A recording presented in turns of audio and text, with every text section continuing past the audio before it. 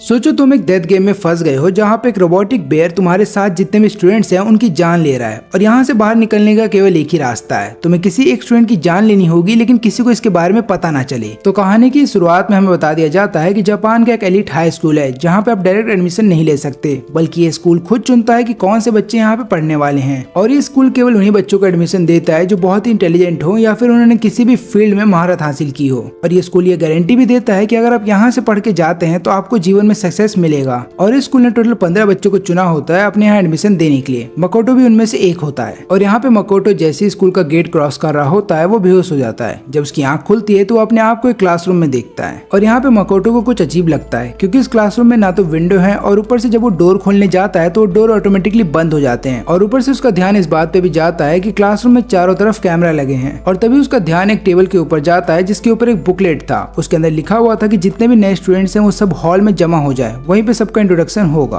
और तभी यहाँ पे क्लासरूम का गेट खुल जाता है और वो कॉरिडोर से होता हुआ पहुंच जाता है हॉल में। वो देखता है कि यहाँ पे उसी की तरह बाकी स्टूडेंट्स भी आए हुए हैं और हर एक स्टूडेंट का अपना एक स्किल है और अपना एक टैलेंट है जिसकी वजह से वो बाकी स्टूडेंट से अलग बनते हैं। और यही कारण है कि ये स्कूल इन सबको एडमिशन देना चाहता है। और यहाँ पे जितने भी नए स्टूडेंट्स हैं जब वो आपस में जान पहचान बढ़ा रहे होते हैं तभी मकोटो के सामने एक लड़की आती है और बोलती है कि तुमने मुझे पहचाना कि नहीं। और इस लड़की का नाम है मेजानो, जो कि एक बहुत ही पॉपुलर म्यूजिक ग्रुप की एक मेंबर है। और इसके अलावा ये मकोटो की पुरानी क्लासमेट रह चुकी है। लेकिन यहाँ पे मकोटो हैरान था कि मिजुनो को उसका नाम पता है क्योंकि मिजुनो जो है वो बहुत ही पॉपुलर हुआ करती थी क्लास में। और यही कारण था कि मकोटो को लगा भी नहीं था कि वो मेरा नाम जानती होगी। और तभी यहाँ पे एक स्टूडेंट चिल्लाते हुए बोलती है कि मैं जितना भी सामान यहाँ पे लेकर के आई थी और इसके अलावा मेरा फोन वो सब गायब हो चुका है। बाकी स्टूडेंट भी फिर चेक करने लगते हैं अपने पॉकेट को और देखते हैं कि उनका फोन कहाँ पे है, लेकिन उन्हें भी अपना फोन नहीं मिलता। और तभी स्पीकर में से एक आवाज निकल करके आती है जो सबको शांत रहने को बोलती है। और तभी स्टेज के ऊपर हम देखते हैं कि यहाँ पे एक बेयर आ जाता है और ये अपना नाम बताता है मोनोकुमा और बोलने लगता है कि मैं स्कूल का प्रिंसिपल हूँ और तुम सभी स्टूडेंट्स को अपनी पूरी जिंदगी यहीं पे बितानी होगी। तभी मकोटो पूछने लगता है कि स्कूल के बाहर जो इतने बड़े आयरन गेट हैं और क्लासरूम के गेट के ऊपर जो इतने बड़े वॉल्ट हैं वो किस लिए हैं, क्या हमें यहाँ पे रोकने के लिए? मोनोकुमा बोलता है कि तुमने सही समझा, इसलिए चाहे तुम कितना भी चिल्ला लो या फिर कितनी भी कोशिश करो तुम यहाँ से नहीं जा सकते। लेकिन उसके बावजूद भी अगर कुछ स्टूडेंट्स को यहाँ से निकलना है तो उनके लिए केवल एक रूल है, तुम्हारे साथ जो यहाँ पे स्टूडेंट्स आए हैं उनमें से किसी एक की जान ले लो और फिर उसके बाद तुम्हें ये चीज सबसे छुपा के रखनी होगी। लेकिन इस बात का भी ध्यान रहे कि कोई और स्टूडेंट तुम्हारे राज पे से पर्दा ना उठा दे। लेकिन तभी हम देखते हैं कि यहाँ पे ओवाडा जो कि जापान के सबसे बड़े मोटरसाइकिल ग्रुप का लीडर है वो यहाँ पे बेयर को बोलने लगता है कि मैं तुम्हें डिस्ट्रॉय कर दूंगा। फिर मोनोकुमा बोलता है कि मेरा नाम अच्छे से लो और दूसरी बात यह कि प्रिंसिपल को मारना रूल के खिलाफ है। और तभी मोनोकुमा की बॉडी के अंदर से एक बीप साउंड आ रहा होता है और फिर एक लड़की जिसका नाम किरागिरी है वो यहाँ पे ओवाडा को बोलने लगती है कि उस बेयर को फेंक दो। और जैसे उस बेयर को फेंकता है वो बेयर फट जाता है। और तभी स्टेज के ऊपर हम देखते हैं कि एक और मोनोकुमा आ जाता है। वो यहाँ पे सबको बताता है कि देखो इस बार तो मैंने तुम्हें पनिशमेंट नहीं दी है, लेकिन इसको एक वार्निंग की तरह लेना क्योंकि अगली बार से अगर तुमने रूल को तोड़ने की कोशिश की तो मैं तुम्हें पनिशमेंट जरूर दूंगा।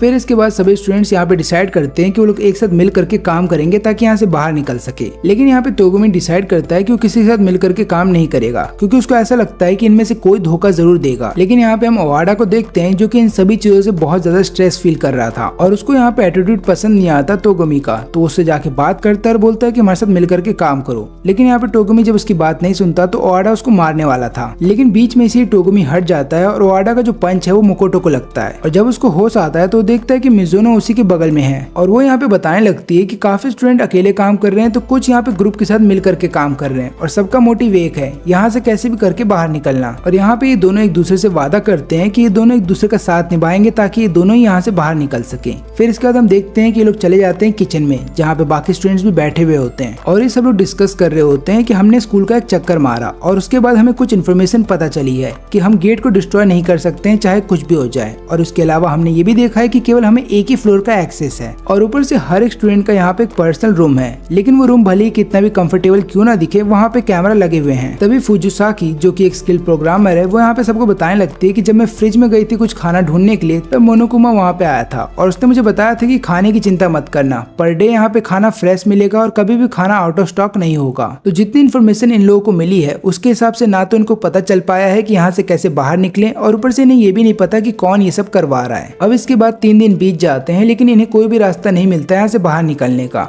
क्योंकि काफी स्टूडेंट्स को ऐसा लगता है कि कोई आएगा इन्हें बचाने के लिए। तभी इनके सामने मोनोकुमा आता है और वो उनको एक रूम में लेकर के जाता है और यहाँ पे जितने भी स्टूडेंट्स होते हैं उनकी फैमिली की वीडियो दिखाए जा रहे होते हैं। लेकिन वीडियो जब खत्म हो जाती है तब ये दिखाया जाता है कि स्टूडेंट के जो पेरेंट्स होते हैं उनकी जान ले ली गई है। और ये चीज देखने के बाद यहाँ का हर एक स्टूडेंट डरने लगता है। मिज़ानो और भी ज्यादा डरने लगती है अपने पेरेंट्स को लेकर के और वो डरते हुए वहाँ से बाहर निकलती है और फिर वो चिल्लाते हुए बोलती है कि उसे कैसे भी करके यहाँ से बाहर निकलना है। और तभी उसके पास मकोटो आता है। वो उसको शांत करते हुए बोलता है कि चिंता मत करो, मैं तुमसे वादा करता हूँ कि मैं तुम्हें यहाँ से बाहर निकालूंगा। फिर रात हो जाने के बाद जब सभी स्टूडेंट्स अपने अपने रूम में चले जाते हैं तब यहाँ पे प्रिंसिपल एक अनाउंसमेंट करते हैं और वो सबको बताने लगते हैं कि जितने भी रूम यहाँ पे हैं उन सब के अंदर एक बाथरूम है, लेकिन जो लड़कियों का रूम है उसके अंदर जो बाथरूम है केवल उसी में लॉक दिया गया है। और इसके अलावा तुम्हारे रूम में जो ड्रॉअर है उसके अंदर हमने एक गिफ्ट रखा है और यहाँ पे गिफ्ट कुछ और नहीं बल्कि एक टूल किट होता है। फिर इसके बाद मकोटो डिसाइड करता है कि वो नहाने के लिए जाएगा, लेकिन जैसे वो बाथरूम का दरवाजा खोलने जाता है तो बाथरूम का दरवाजा खुलता ही नहीं। उसको ऐसा लगता है कि शायद उसका बाथरूम लॉक हो रखा है। लेकिन तभी इविल टेडी बेयर यहाँ पे आ जाता है और बताने लगता है कि केवल लड़कियों के बाथरूम में ही लॉक लग सकता है, बाकी किसी के भी बाथरूम में लॉक नहीं लगता। अब यहाँ पे मकोटो इसको देख करके चौंक जाता है और पूछता है कि तुम यहाँ पे आए कैसे। तो प्रिंसिपल यहाँ पे उसको बताने लगते हैं कि तुमने अपना मेन डोर खुला रखा था और वहीं से मैं आ गया और तुम्हारे ही बाथरूम के डोर में प्रॉब्लम है, जिसकी वजह से अगर वो एक बार बंद हो जाए तो उसको खोलना बहुत मुश्किल होता है। लेकिन मैं तुम्हें एक ऐसा ट्रिक बता सकता हूँ जिसकी मदद से तुम अपना बाथरूम का दरवाजा आराम से खोल सकते हो। और वो ट्रिक बताने के बाद ये यहाँ से चला जाता है और यहीं पे मकोटो दरवाजा बंद कर लेता है और सोचता है नहाने जाने की। लेकिन तुरंत ही उसको डोरबेल की आवाज आती है और जब वो दरवाजा खोलता है तो सामने मेज़ोनो होती है। और यहाँ रूम के अंदर आ जाने के बाद वो बताने लगती है कि मुझे बहुत डर लग रहा है और मुझे ऐसा लग रहा है कि मेरा डोर कोई खोल सकता है। लेकिन यहाँ पे फिर मकोटो उसको बताता है कि याद रखना कि हम स्टूडेंट्स ने मिलकर के एक रूल बनाया है कि हम सभी स्टूडेंट्स रात में अपने रूम में ही रहेंगे और चाहे कुछ भी हो जाए अपना रूम छोड़ के बाहर नहीं निकलेंगे। लेकिन यहाँ पे मिज़ानो बोलती है कि ये रूल हम स्टूडेंट्स ने मिल करके बनाया है, इसलिए अगर मैं इस रूल को तोड़ भी देती हूँ तो मुझे कोई पनिशमेंट नहीं दी जाएगी। और क्योंकि मुझे मेरे रूम में जाने से डर लग रहा है तो मैं चाहती हूँ कि तुम मेरे साथ रूम एक्सचेंज कर लो। और यहाँ पे मकोटो मान जाता है। लेकिन जाने से पहले मकोटो यहाँ पे उसको बताता है कि बाथरूम का दरवाजा कैसे खोलना है और ऊपर से मेन डोर को बंद करके सोना, और चाहे रात में कोई भी आए या चाहे गेट के ऊपर कोई भी तुम्हें आवाज दे गेट को नहीं खोलना। और इसके जवाब में मिज़ोनो बोलती है कि चिंता मत करो, मैं तुम्हारे लिए भी गेट नहीं खोलूंगी। फिर इसके बाद मकोटो चला जाता है उसके रूम में सोने के लिए और रात भर वहीं पे सोता है। सुबह सुबह जब वो जाता है ब्रेकफास्ट करने के लिए तो वहाँ पे सारे स्टूडेंट्स को देखता है, लेकिन वहाँ पे मिज़ोनो नहीं आती। फिर मकोटो को फिक्र होने लगती है मिज़ोनो की, इसलिए वो भागते हुए अपने रूम की तरफ जाता है। वो देखता है कि रूम का दरवाजा खुला हुआ है और ऊपर से सामान भी बिखरा है और मिज़ोनो अपने बेड पे नहीं है। लेकिन तभी उसका ध्यान जाता है बाथरूम के गेट की तरफ जिसको तोड़ दिया गया था। जब वो गेट को खोलता है तो वो देखता है कि किसी ने मिज़ोनो की जान ले ली है। और ये नजारा देखने के बाद मकोटो बहुत ज्यादा डर जाता है और वहीं पे बेहोश हो जाता है। जब उसको होश आता है तो वो देखता है कि वहाँ पे बाकी स्टूडेंट्स भी उसके साथ होते हैं और यहाँ पे सब लोग ये इल्जाम लगाते हैं कि जरूर मोनोकुमा ने उस लड़की की जान ले ली होगी। लेकिन इसके थोड़ी देर बाद मोनोकुमा इनके सामने आता है और बोलता है कि मैं ऐसा कर ही नहीं सकता, क्योंकि मैं किसी भी स्टूडेंट की जान तब तक नहीं लूंगा जब तक कि वो कोई रूल को ब्रेक ना कर दे। लेकिन सच्चाई तो ये है कि तुम में से ही किसी स्टूडेंट ने उस लड़की की जान ली है ताकि तुम यहाँ से निकल सको। लेकिन ऐसा करना आसान नहीं होगा,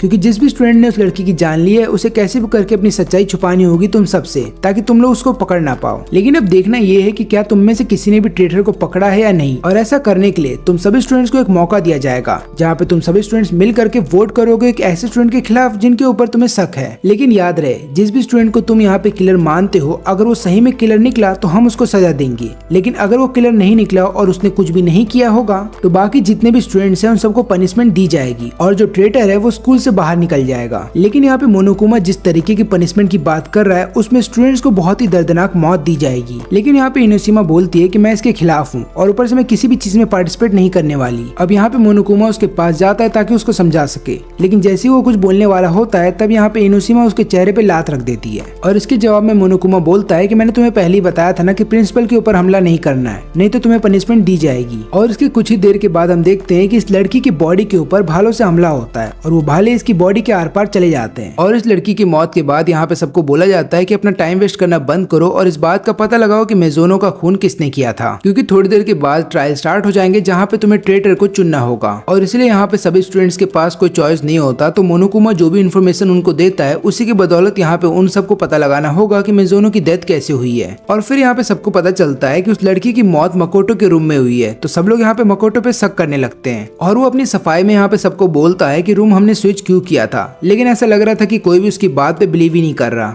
लेकिन इसके बाद सभी स्टूडेंट सोचते हैं कि उन्हें कैसे भी करके इन्वेस्टिगेशन को पूरा करना होगा, इसलिए वो जा करके सबूतों को इकट्ठा करने लगते हैं। और यहाँ पे मकोटो को मेज़ोनो की बॉडी के पीछे से एक नंबर मिलता है और वहीं पे किरागिरी जब मकोटो के रूम के सामने खड़ी होती है तो वहाँ पे उसको एक साइन दिखता है जिसके ऊपर मिज़ुनो का ही नाम लिखा था। इसका मतलब ये है कि किसी ने इनके नेम प्लेट्स को बदल दिया था और ऐसा किसने किया है ये इनको पता लगाना होगा। फिर हम यहाँ पे देखते हैं मकोटो को, जो कि मिज़ुनो के जब रूम के अंदर होता है तो उसको वहाँ पे ट्रैश कैन के अंदर से एक सीडी मिलती है और मकोटो जब उस सीडी को प्ले करता है तो वो